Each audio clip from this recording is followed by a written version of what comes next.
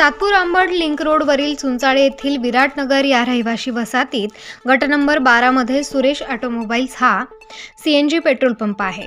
15 October 2022 पासून या petrol पंपावर सीएनजी गॅस भरण्यासाठी जे मशीन होते त्याचा कर्णकर्कश आवाज व्हायचा। या ध्वनी प्रदूषणामुळे विराटनगरमधील रहिवाशी हैराण झाले होते। पेट्रोल पंपालगत रहिवाशी वस्ती असल्याने इथल्या नागरिकांसाठी ही मोठी समस्या निर्माण झाली। अनेक जण आजारी होऊ लागले, कित्येक जण दवाखान्यात ॲडमिट झाले। याविषयीच्या तक्रारी महसूल विभाग, पोलीस स्टेशन, प्रदूषण विभागाकडे करण्यात आल्यानंतर आता हे सीएनजी मशीन सील करण्यात आले आहे। याविषयी नजरुल्ला अन्सारी यांच्यासह स्थानिक नागरिकांनी मनोगत व्यक्त केले। नजरुल्ला नईमुद्दीन अंसारी। क्या आपको कंपनी का क्या?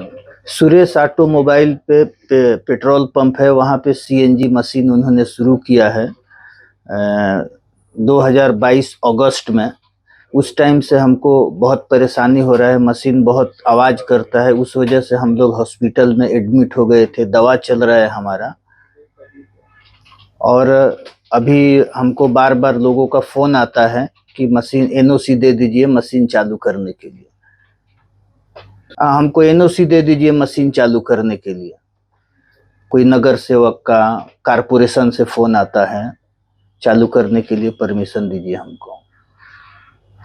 हमने पुलिस स्टेशन में कंप्लेन किया है, कारपोरेशन में किया है, नॉइज पोल्यूशन में किया है, कलेक्टर के यहाँ किया है, लेकिन किसी ने कुछ उस पर एक्शन नहीं लिया। फिर बाद में हमने सर को, वलझड़े साहब को बोला था, उन्होंने कोर्ट में कुछ दाखिल किया हुआ है। और फिर बाद में हमने कारपोरेशन में जब बात किया तो उन्होंने तहकीक किया तो पंप इलीगल है और सीएनजी भी कंप्रेसर भी इलीगल है, उनको परमिशन नहीं है नगर पालिका की। एनओसी दे दो चालू करने के लिए। नहीं दोगे तो हम चालू कर लेंगे, बाद में आप कुछ नहीं कर पाओगे, फिर आपको भागना पड़ेगा यहाँ से। फोन आता है, वो अपना नाम नहीं बताते। उनका नाम सचिन सुरेश बेदमू था।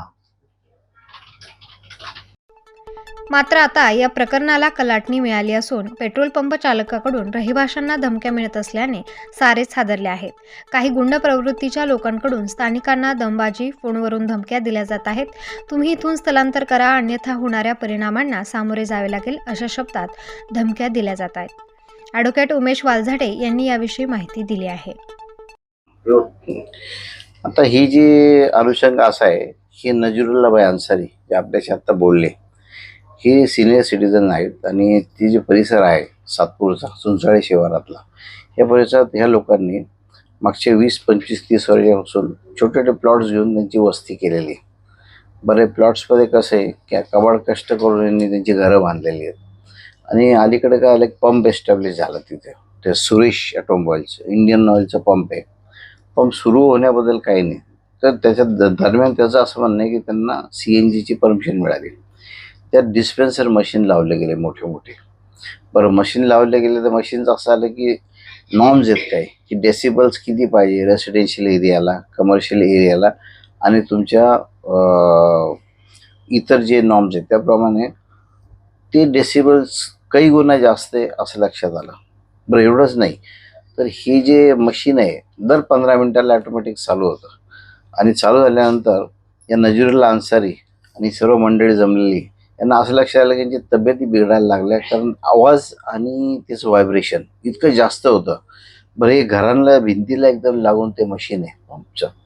मग यांना अशी शंका आली की हे प्रकार जो आहे, हा जो ओव्हरऑल प्रकार हा असा असावा का की हे आपल्या प्रकृतीचे कारण असावे का? काही लोक ॲडमिट झाले यातले। मग दरम्यान यांनी काय केलं की माझ्याकडनं कंप्लेंट्स बनवून घेतल्या, Nashik municipal corporation, nuisance authorities, नंतर पोलीस कमिशनर, सगळीकडे आम्ही तक्रारी दिल्या आणि सर्वे चालू झाला।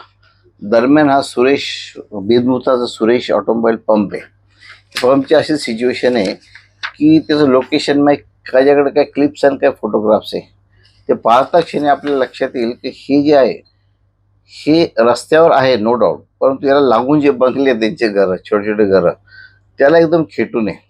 फर्स्ट ऑफ ऑल असा डाऊट येतो की याच्याकडं परमिशन कुठल्या आहेत। मग पेपरवरून असं दिसतं की कमेन्समेंट या व्यक्तीकडे आहे, परंतु कम्प्लिशन दिसत नाही रेकॉर्डला। मी जे माहिती अधिकाऱ्याखाली पेपर्स मागवले.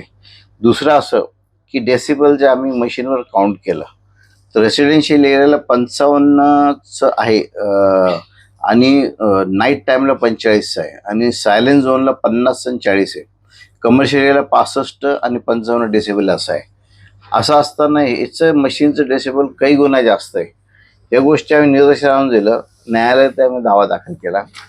इमिजिएटली कॉर्पोरेशन आणि नाशिक CP एकत्र आणि जॉईंट व्हेंचर करून डिसेंबरमध्ये ते डिस्पेन्सर मशीन सील करून टाकलं.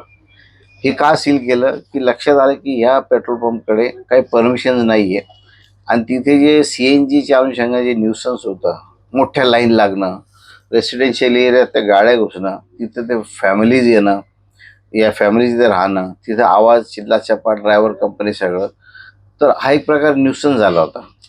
बरं, रेसिडेन्शियल एरियात ही कमर्शियल प्रोजेक्ट देणं ही काही नवीन नाही आहे.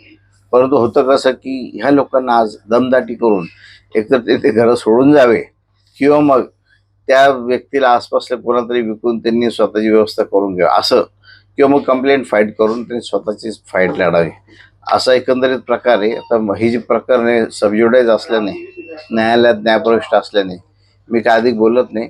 परंतु त्या गोरगरिबांची व्यथा कुठेतरी मीडियासमोर यावी हा दृष्टिकोन ठेवून हे सगळे आम्ही तुम्हाला सांगतोय. त्याच्यावर काय ॲक्शन घेता येईल आणि कशा प्रकारे गोरगरिबांना मदत करता येईल ही व्यवस्था बघणं गरजेचं आहे. पंडित है, मैं उधर विराटनगर में रहता हूँ. उधर वो CNG पंप जब चालू था तो जो ड्राइवर की गाड़ियाँ थी वो मेरे घर के आगे तक पूरी लाइन से लग जाती थी, जिससे हमको आने जाने और हमारी गाड़ी निकालने में बहुत तकलीफ होती थी. वो खेल नहीं पा रहे थे. घर के आगे ऐसी लंबी लाइन रहती थी गाड़ियों की. हा CNG petrol pump Suresh Bedmutha यांच्या मालकीचा आहे. CNG मशीनमुळे नागरिकांच्या आरोग्यावर परिणाम झालाय. कानठळ्या बसवणाऱ्या या आवाजाने लहान मुले, वयोवृद्ध यांच्या शरीरावर परिणाम झालेत. सकाळी 7 ते रात्री 12 वाजेपर्यंत पेट्रोल पंप सुरू असल्याने या समस्येचा कायमस्वरूपी निपटारा व्हावा, नागरिकांना वैद्यकीय खर्चापोटी नुकसान भरपाई देण्यात यावी अशी मागणी जोर धरू लागली आहे. Star news bureau, Nashik.